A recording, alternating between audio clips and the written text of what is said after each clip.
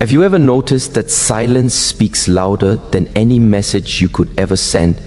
When you stop reaching out to someone who once had access to your heart, something begins to shift, not just in them, but in you. For the first time, the echo of your own presence begins to sound louder than their absence. 1. The energy of withdrawal. There comes a moment when the silence you've been avoiding begins to feel like a safe place to rest. You've spent so much of your energy explaining, proving, hoping, waiting. Every message you sent carried a piece of your essence, a drop of your emotional energy, poured into someone who perhaps never realized how sacred your attention was. And when that realization finally hits, it doesn't arrive in anger. It arrives in exhaustion, the kind that doesn't scream, but whispers, "Enough," when you stop contacting him. It isn't just an act of restraint, it is an energetic shift. You start to understand that your presence was never small, that your consistency, your care, your words, they were a form of devotion. And like all devotion, it required energy. The kind that nourishes life when it's received, but drains the soul when it's not reciprocated. So you pull back, not to punish, but to breathe again, to gather what has been scattered across days and nights of emotional giving. It feels unfamiliar at first, this stillness, like standing in an empty house that once echoed with laughter. But with time, the silence becomes holy. You realize that what you withdrew wasn't just communication, it was life force. You've stopped watering a garden that no longer blooms, and in doing so, you begin to notice your own roots again. That energy, once directed outward, now flows inward. It starts to heal you in places you didn't even know were wounded. The tightness in your chest loosens. The need to be understood softens. You begin to remember what it feels like to exist without performing, to feel without needing to prove, to love without begging for a place to land. And in that quiet reclamation, you see that silence isn't the absence of connection. It's the restoration of balance. You are not losing something, you are returning something to yourself. 2. The mirror of absence. Something mysterious happens when you step away. The universe rearranges itself to reveal what was hidden. For so long he grew accustomed to your presence, your messages, your laughter, your checking in, your gentle reminders that he mattered. But when that rhythm stops, an echo forms in his world. It's not loud at first, it's subtle, a pause where your words used to be, a quiet moment that feels slightly too long. He doesn't understand it right away, but he feels it. The absence begins to mirror back everything he once overlooked. Absence has a way of magnifying value. It's the space between notes that makes the melody beautiful. It's the night that allows us to see the stars. And so your absence becomes a reflection, not only for him, but for you. He starts to realize the weight of your silence, but more importantly, of yours. Start to realize the weight of your worth. Because what you once offered so freely wasn't merely attention. It was care, empathy, and emotional labor disguised as love. You were the calm after his storms, the softness that absorbed his rough edges. Yet somewhere along the way, you began to believe that your giving was your only value. Now, as you withhold your presence, you begin to see the truth.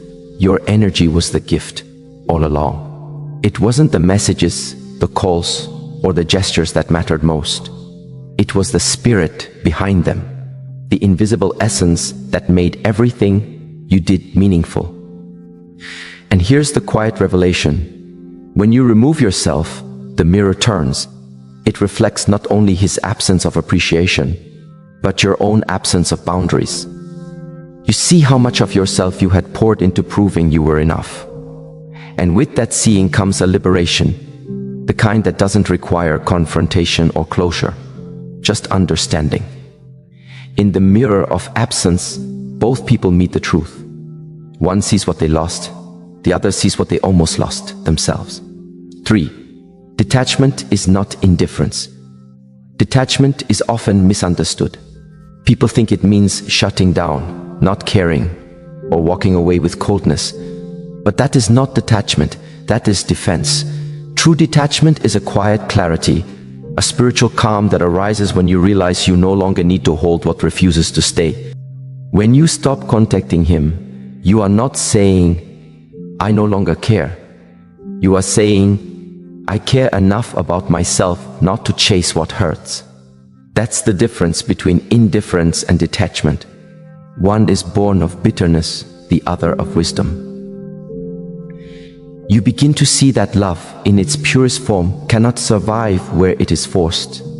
Love cannot breathe where it has to prove its worth. So you let go, not because you stopped loving, but because you started seeing. You start seeing that the version of love you were holding on to existed more in your hope than in reality. You start seeing that sometimes silence is love's final act of truth, not to end connection, but to preserve dignity. Detachment invites you to rest in uncertainty. It allows you to stop controlling the outcome and start trusting the lesson. It's the moment when you say, "And if this was meant to grow, it would not require my constant watering." It's the moment when you release the illusion that your worth is tied to someone's response. And as you sit in that release, something sacred happens. Peace begins to rise, quietly, like dawn after a long night. For the first time, you don't feel the urge to check your phone. You don't replay the last conversation in your mind. You don't ask what went wrong, because deep down, you already know what was no longer right. There's a serenity in that knowing. It's not joy, not yet, but it's peace. And peace, though gentle, is far more powerful than attachment ever was. You start to realize that you were never meant to carry the emotional weight of another's indifference. Your silence is not a wall, it's a boundary made of light. It protects your energy while keeping your heart open. Because even now, you wish them well. You don't wish them pain. You simply choose not to abandon yourself in the name of staying connected. Detachment, then, becomes your freedom. It doesn't mean walking away without emotion. It means walking away with understanding. Understanding that love is not always meant to continue. Sometimes it is meant to complete you through its ending. And so when you stop contacting him, you don't close a door in anger. You close it in grace. You bow to what was, you release what isn't, and you make room for what's coming. The silence becomes a prayer. The absence becomes a teacher. The stillness becomes your sanctuary. And in that quiet sanctuary of the soul, you realize the most profound truth of all, that the peace you were once seeking from another was always waiting to be found in you. 4. The shift in power. There comes a moment when you stop trying to be understood and start choosing to be at peace. That's when the entire dynamic changes. The power you thought was in someone else's hands slowly returns to yours, not through argument or confrontation, but through the quiet dignity of your silence. You begin to see how much of your energy had been invested in trying to make someone see your worth. Each message you sent, each effort to reconnect, each moment you over-explained your heart, all of it was an attempt to be seen. But when you step back, something extraordinary happens. You see yourself. The shift in power isn't about dominance, it's about alignment. It's about realizing that you were never powerless. You were simply pouring your energy into proving rather than being. And the moment you stop doing that, the scales of emotional gravity begin to balance. The one who once seemed in control begins to feel the weight of your absence. You stop orbiting around someone's inconsistency, and they start feeling the void where your certainty used to be. That's the quiet paradox. When you need less, you hold more power. Because power in its purest form is not about control. It's about emotional independence. And it's in this newfound independence that you begin to realize something deeply spiritual. The energy of attraction is not fueled by effort, it's fueled by alignment. When your energy is scattered, chasing, seeking, needing, it creates resistance. But when your energy is centered, grounded, whole, It draws toward you what's meant to stay and releases what's meant to go. That's the subtle yet profound shift. You no longer beg for love, you embody it. You no longer chase validation, you become the source of it. Your silence begins to carry a different vibration, one that speaks louder than words ever could, because silence that comes from self-respect doesn't repel people, it commands recognition. It draws curiosity. It awakens awareness. So when you stop contacting him, it's not revenge, it's not manipulation, it's energetic rebalancing. You stop feeding what drains you, and suddenly, what was once indifferent begins to sense your absence. Not because they've changed, but because the energy dynamic has. The one who was once careless with your time starts to wonder where your energy has gone. They may not say it, but they feel it, because emotional presence leaves an imprint. You have become the quiet power in the room. And that perhaps is one of the most beautiful awakenings. Realizing that the power you once tried to earn was already yours. You had just forgotten how to stand still enough to feel it. 5. The illusion breaks when communication stops, illusions crumble. You see, much of what keeps people bound to unfulfilling connections isn't love, it's illusion. The illusion that things will change, that they care as deeply as you do, that your effort can awaken something in them that has been dormant all along. But silence has a way of exposing what words once covered. When you stop reaching out, the illusion begins to break. The fantasy you once held of what this relationship could become starts to dissolve. And what remains is the truth. Maybe they never valued your presence. Maybe they never matched your depth. Maybe what you were holding onto was a version of them that existed only in your mind. This realization hurts, but it's also liberating. Because illusion is like smoke. It clouds your vision while convincing you that you can see.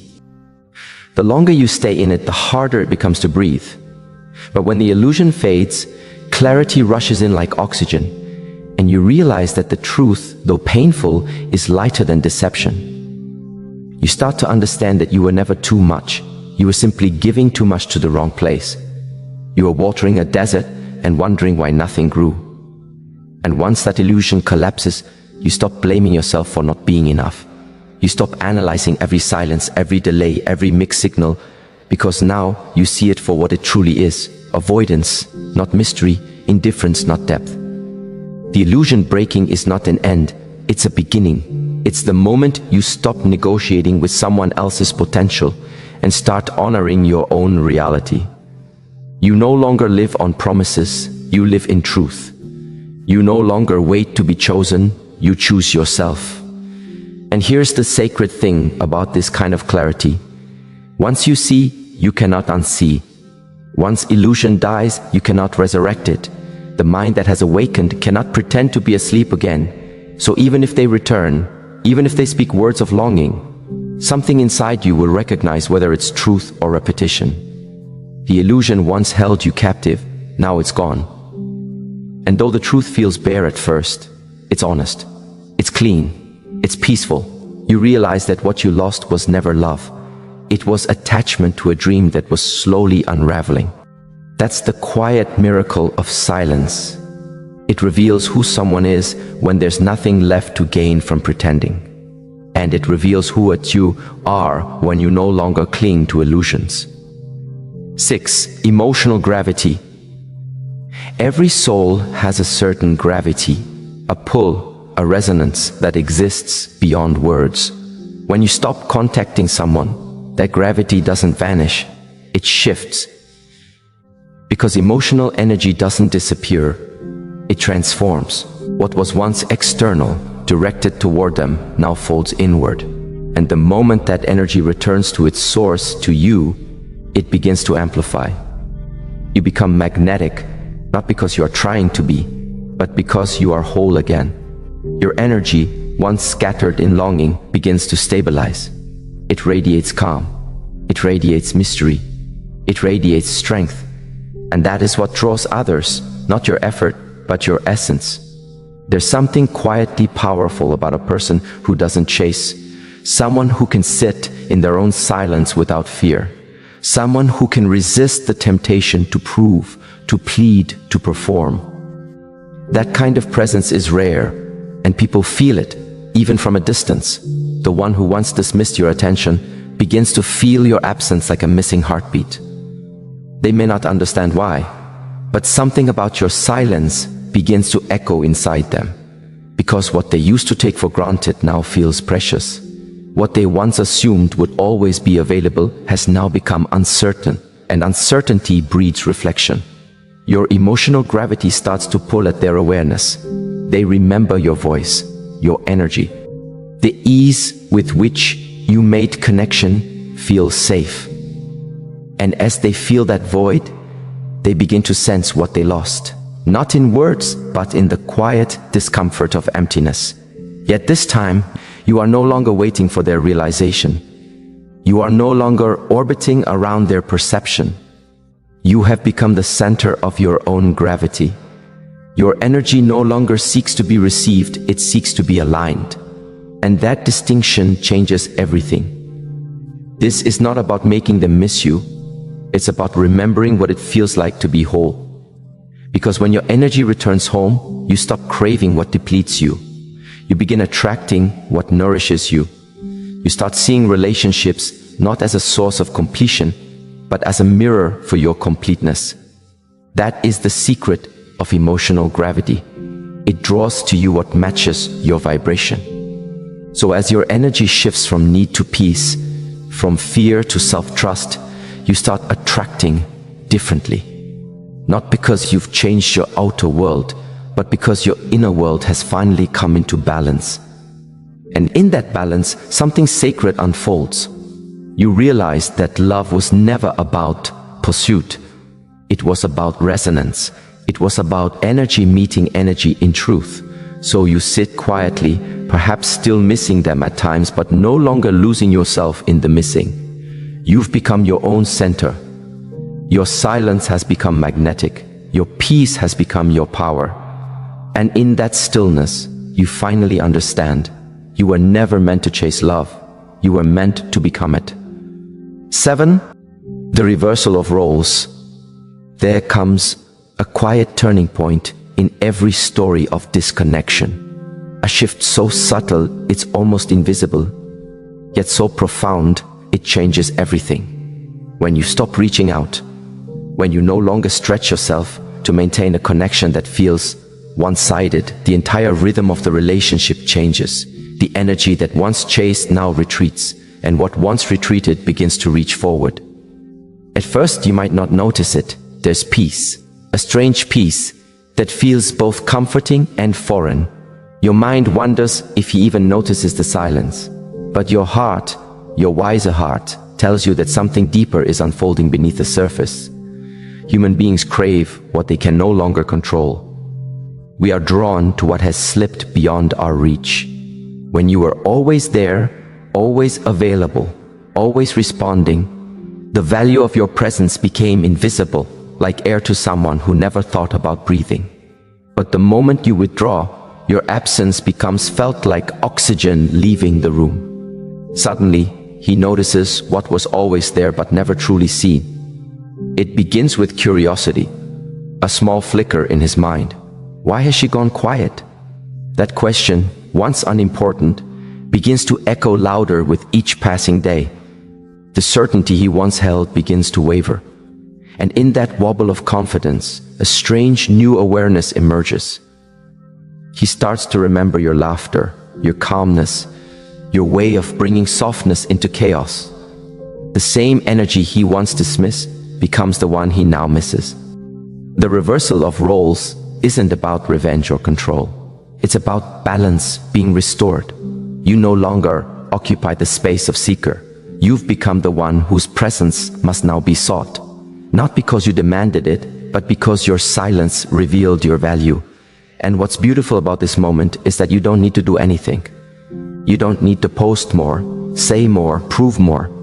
Your absence does the work your words never could. It teaches by not teaching. It speaks by not speaking. It shows by not showing. Yet what's even more powerful is what happens within you during this reversal. You begin to realize that your worth doesn't depend on being desired. You begin to understand that love should never require you to shrink just to stay visible. And as this realization deepens, you feel an emotional liberation, a sense of sovereignty that no external validation can touch. Because in truth, the reversal of roles is not about making someone chase you, it's about learning to no longer chase what depletes your soul. 8. The return to self. When you stop contacting him, what returns to you is not just silence, it's yourself.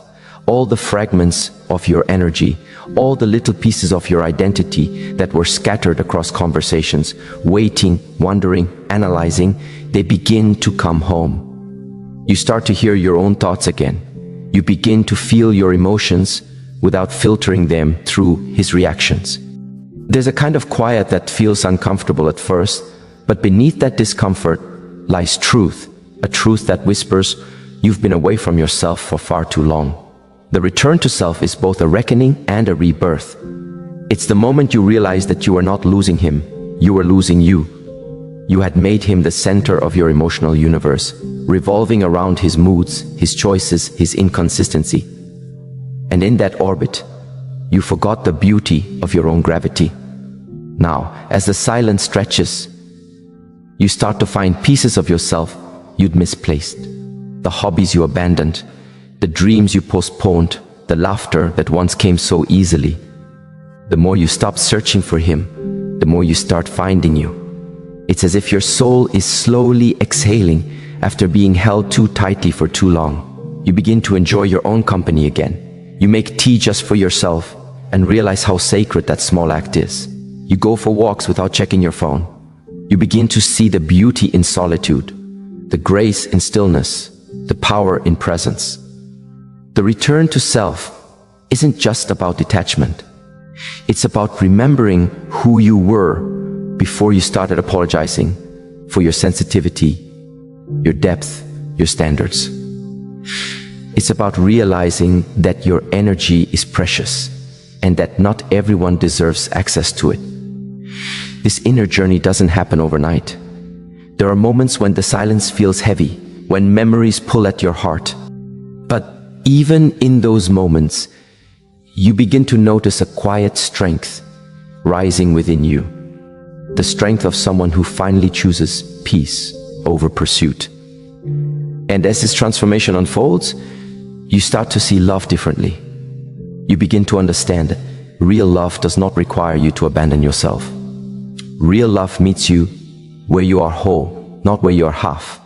The return to self is not the end of love, it is the purification of it. You begin to love differently, with awareness, with boundaries, with balance. You start to love not from need, but from fullness. You love not to fill a void, but to share your abundance.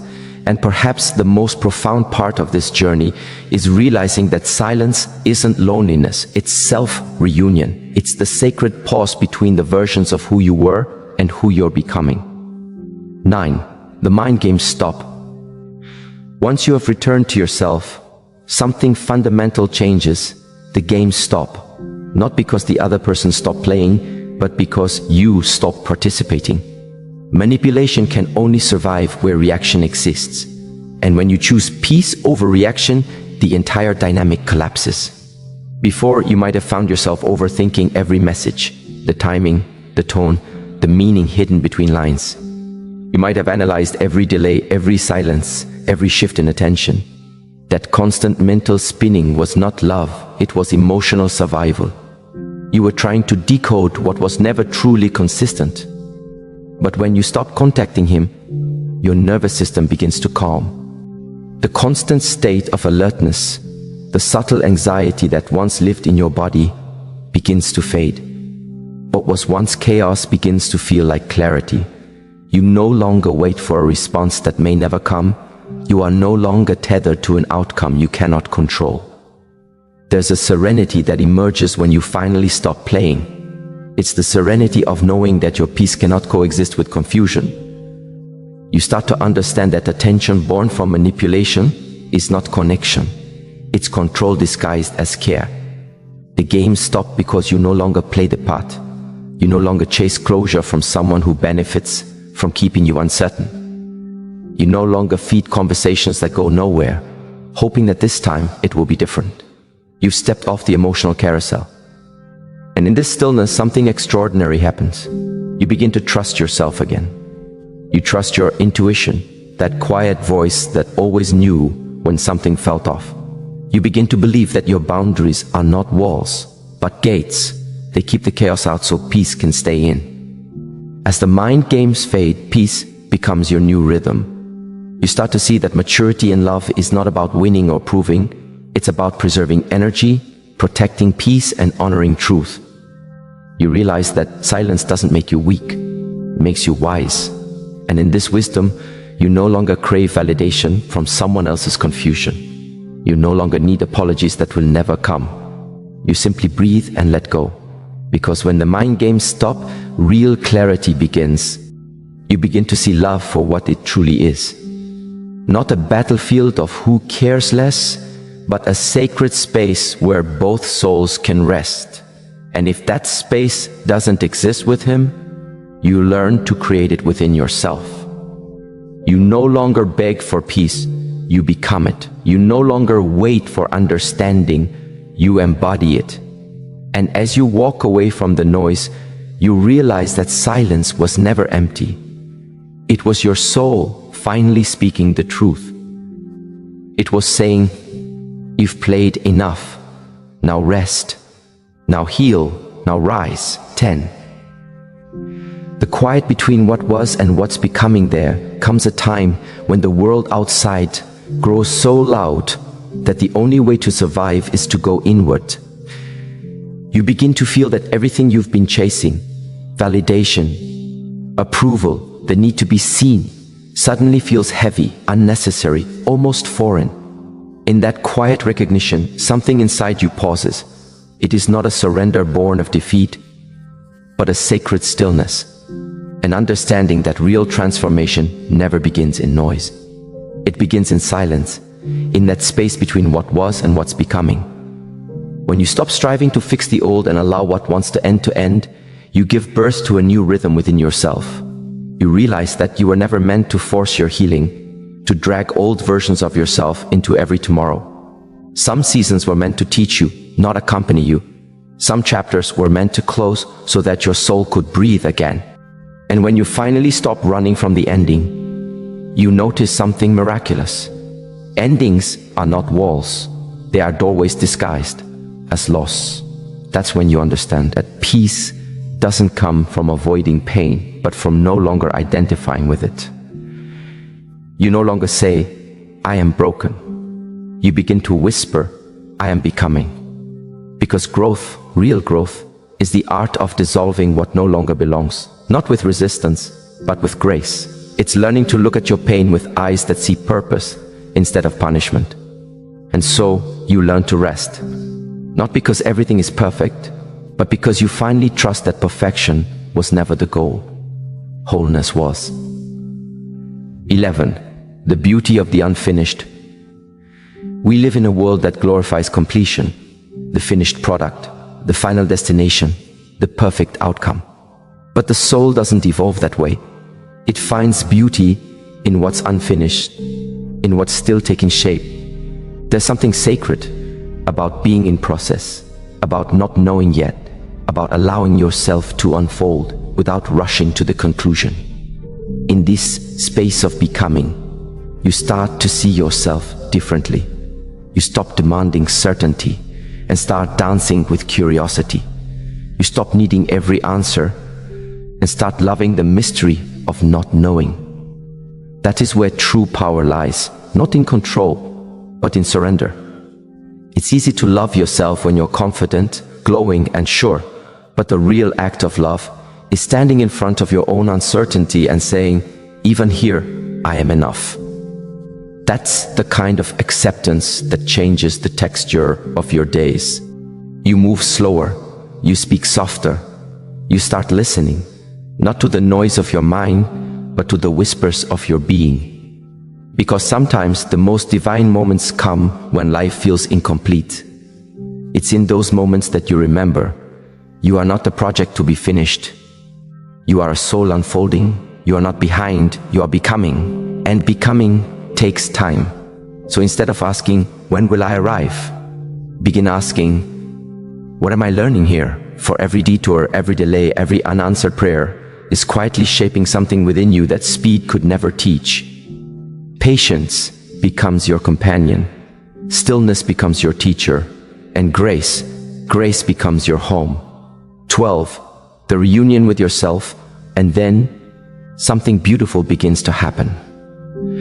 After all the unraveling, the silence, the waiting, you start to meet yourself again. Not the self that the world trained you to be, not the one shaped by survival, by expectation, by performance, but the self that existed before the world told you who you had to be.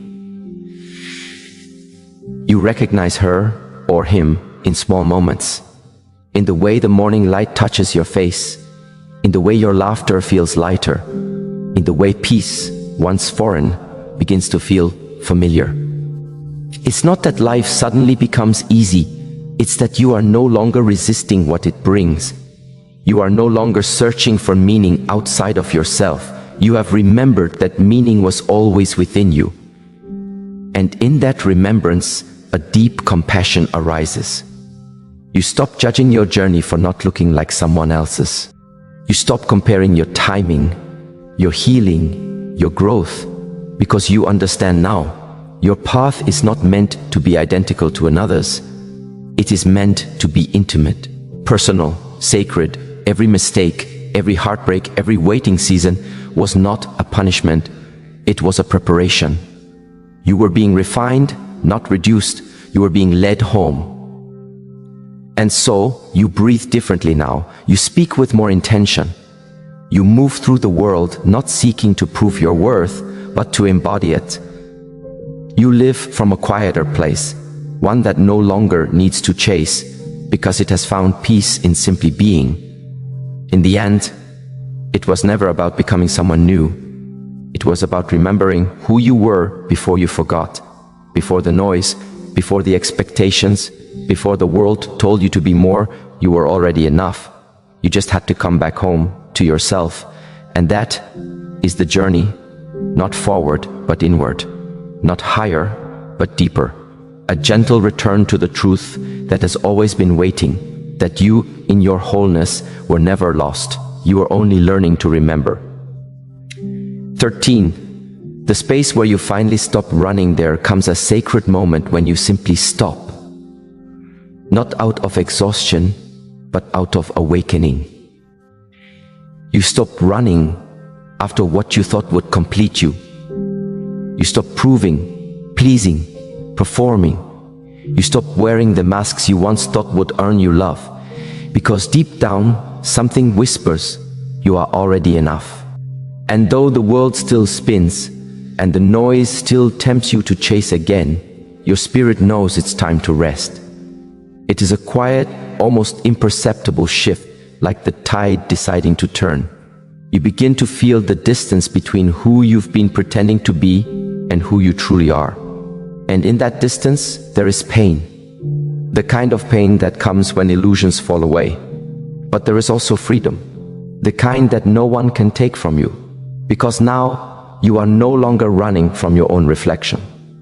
You start to notice how much energy was once spent holding yourself together, hiding the parts that didn't look ready. You realize that running was never the cure. It was the symptom of forgetting who you were. And when you finally allow yourself to stand still, even for a moment, you begin to meet the parts of you that were left behind. The parts that needed love, not fixing. The parts that simply wanted to be seen. And in that stillness, something sacred unfolds. You remember that healing isn't about becoming someone new. It's about welcoming every version of yourself back home. The strong, the fragile, the uncertain, all of them belong. You breathe deeply. And for the first time in a long while, you feel the peace that comes from no longer needing to escape yourself. 14. The wisdom hidden in your wounds. Every wound carries a message, though we often run from hearing it. We mistake our pain as a punishment when in truth, it's a teacher in disguise. The moments that broke you were not meant to destroy you. They were meant to reveal what could no longer stay hidden. Beneath every scar lies a story of survival, of resilience, of rebirth. When you stop judging your wounds as signs of weakness, you begin to see the quiet strength they carry. You start to understand that your deepest heartbreaks were also your greatest awakenings. For it is in the moments when everything falls apart that the soul learns what cannot be shaken. There is wisdom in the ache, in the tears that fell without answers, in the nights you thought you would not make it through. Every pain carves space within you for greater compassion, deeper empathy, and more radiant light. You were being prepared to love more purely, to see more clearly, to live more fully. You see, life has a way of refining you through what feels unbearable.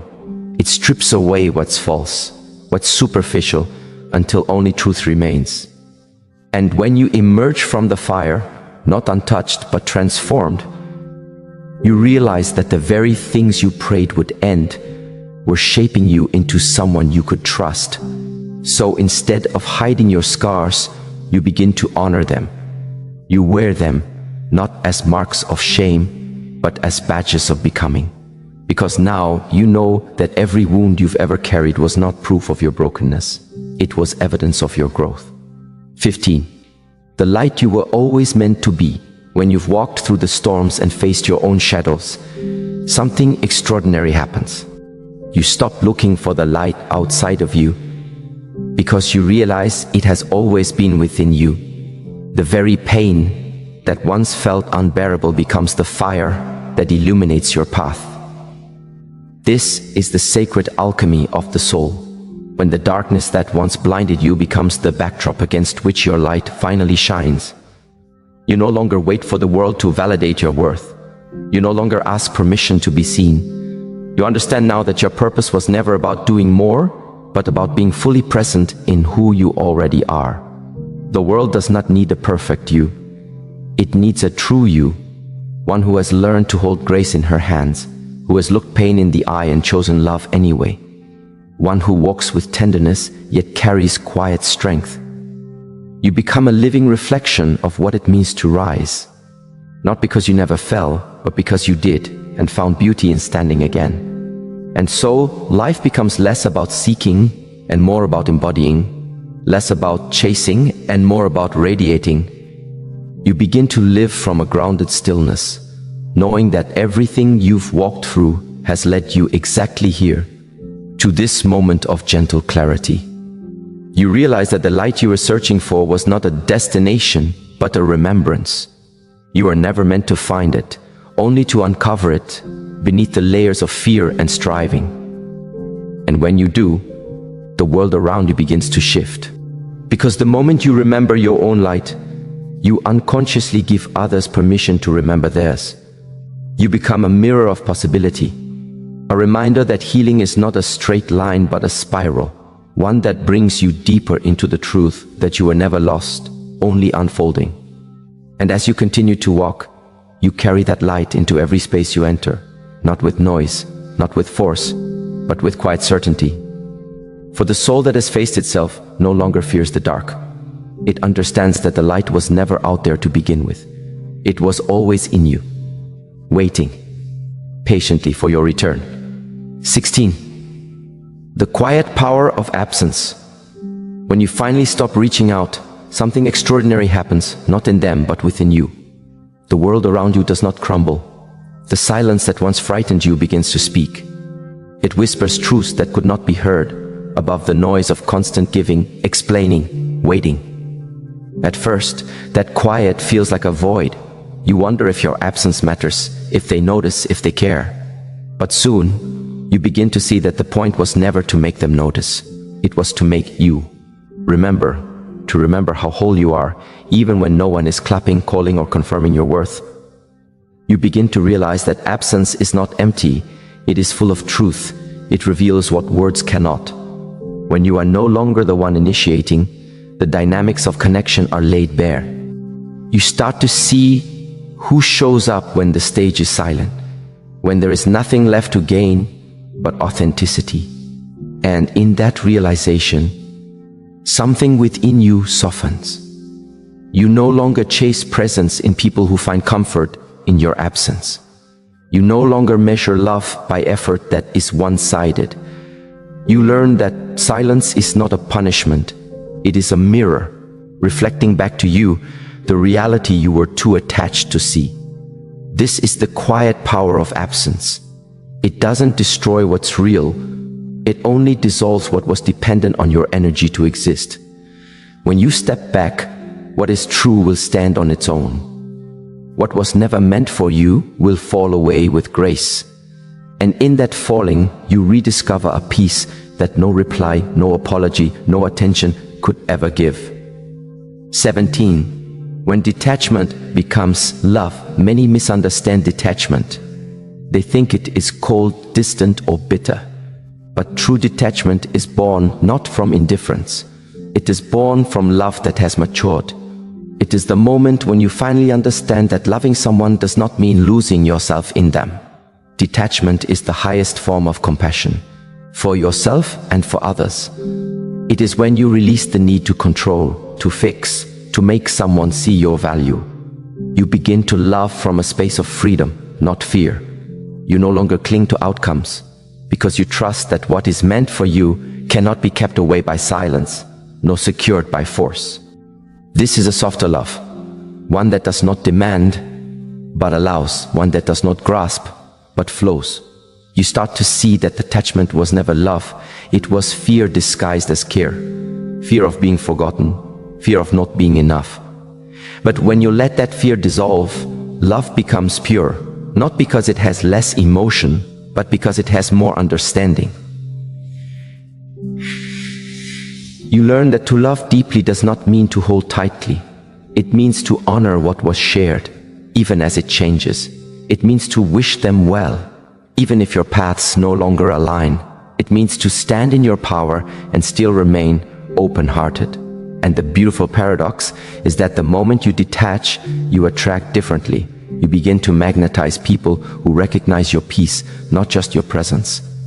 People who are drawn not to your effort, but to your energy. You stop performing love and start to being love, calm, grounded, radiant. Because when detachment becomes love, you are no longer loving to fill a void. You are loving from fullness. And that kind of love doesn't fade when contact ends. It remains, quietly blessing what was while making room for what's to come. 18. The return to yourself. Eventually, every silence, every distance, every ending brings you back, not to the person you lost, but to the person you had forgotten to be. The journey of letting go is not about erasing someone else. It is about re-meeting yourself without the noise of what you carried. There is a sacred beauty in that return. It's the moment when you wake up and realize you no longer wake up thinking of them. You begin to taste the sweetness of your own company again. You rediscover small joys, the morning sun on your face, the sound of your laughter, the rhythm of your breath when no one is watching.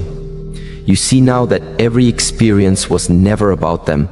It was about you learning yourself, what you tolerate, what you need, what you give, what you deserve. The silence you feared has become your sanctuary. The loneliness you ran from has become your teacher. And the space that once felt empty now overflows with peace. You begin to rebuild not from the same place of longing, but from understanding. You no longer crave closure because you've become it. You no longer wait for them to recognize your worth because you've seen it with your own eyes. You realize that losing someone's attention was the beginning of gaining your alignment. And when you stand there, grounded in your own being, something remarkable happens. You stop searching for someone to complete you. Because now you understand, love is not about finding someone who fills your silence, but someone who honors it. Someone who meets you, not because they need your energy, but because they respect your peace.